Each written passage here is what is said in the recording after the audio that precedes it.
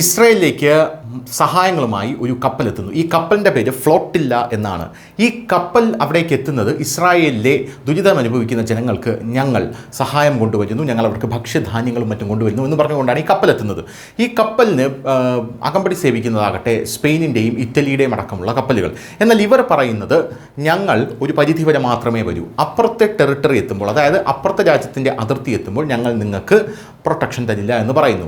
അതും മറികടന്ന് ഈ ഫ്ലോട്ടില്ല അപ്പുറത്തെ ടെറിട്ടറിയിലേക്ക് പോകുന്നു. അപ്പോൾ തന്നെ ഇസ്രായേൽ ഇവർക്ക് മാർഗ്ഗനിർദ്ദേശം കൊടുക്കുന്നു, വരരുത്, വന്നു കഴിഞ്ഞാൽ പ്രത്യാഘാതം ഗുരുതരമായിരിക്കുമെന്ന്. ഈ കപ്പൽ അപ്പുറത്തെ അതിർത്തി കടന്ന ഉടനെ തന്നെ ഇസ്രായേൽ ഭയാനകരമായിട്ടുള്ള അന്തരീക്ഷം ഈ കപ്പലിന് ചുറ്റും സൃഷ്ടിക്കുന്നു. ഈ കപ്പലിലുണ്ടായിരുന്നത്, അതായത് ഗാസയിലേക്ക് പോയ സഹായ ബോട്ടുകളുടെ ആ കൂട്ടത്തെ ഇസ്രായേൽ നാവികസേന തടഞ്ഞു നിർത്തി. സ്വീഡിഷ് കാലാവസ്ഥാ പ്രവർത്തക ഗ്രേറ്റ തുൻബർഗ് ഉൾപ്പെടെ നിരവധി പ്രവർത്തകരെയാണ് കസ്റ്റഡിയിലെടുത്തത്. ഫ്ലോട്ടില്ല സുരക്ഷിതമായി നിർത്തിയതായും അതിലെ യാത്രക്കാരെ ഒരു ഇസ്രായേലി തുറമുഖത്തേക്ക് മാറ്റിയതായും ഇസ്രായേൽ വിദേശകാര്യ മന്ത്രാലയം അറിയിച്ചു.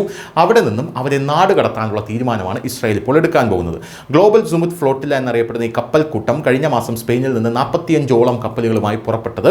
നിയമനിർമ്മാതാക്കളുണ്ട്, അഭിഭാഷകനുണ്ട്, പ്രചാരകനുണ്ട് എന്നിവയുൾപ്പെടെ 500-ലധികം പേരാണ് ഈ കപ്പലിലുള്ളത്. അതായത് ഈ കപ്പലിലുള്ളത് ചാരിറ്റി പ്രവർത്തകരല്ല, മറിച്ച് അഡ്വക്കേറ്റ്സ് ആണ്, നിയമനിർമ്മാണകരാണ്, പോരാത്തതിന് പ്രചാരകരാണ്. അങ്ങനെ മറ്റെന്തോ ദുരുദ്ദേശത്തോടു കൂടിയാണ് ഇവർ ഗാസയിലേക്ക് വരുന്നത് എന്ന് കൃത്യമായി ഇസ്രായേലിന് മനസ്സിലായി.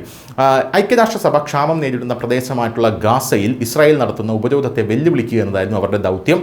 ഭക്ഷണവും മരുന്നും മറ്റു മാനുഷിക സഹായങ്ങളും വഹിച്ചുകൊണ്ട് ബോട്ടുകളെ ഗാസയിൽ നിന്ന് ഏകദേശം 70 നോട്ടിക്കൽ മൈൽ അകലെ സജീവമായൊരു യുദ്ധമേഖല എന്ന് ഇസ്രായേൽ വിശേഷിപ്പിച്ച സ്ഥലത്തിനുള്ളിലാണ് തടഞ്ഞത് എന്നുള്ളതാണ് മറ്റൊരു കാര്യം. പക്ഷേ ഇതിൽ ഇപ്പോൾ വരുന്ന സുപ്രധാനമായിട്ടുള്ള ഒരു വഴിത്തിരിവുണ്ട്.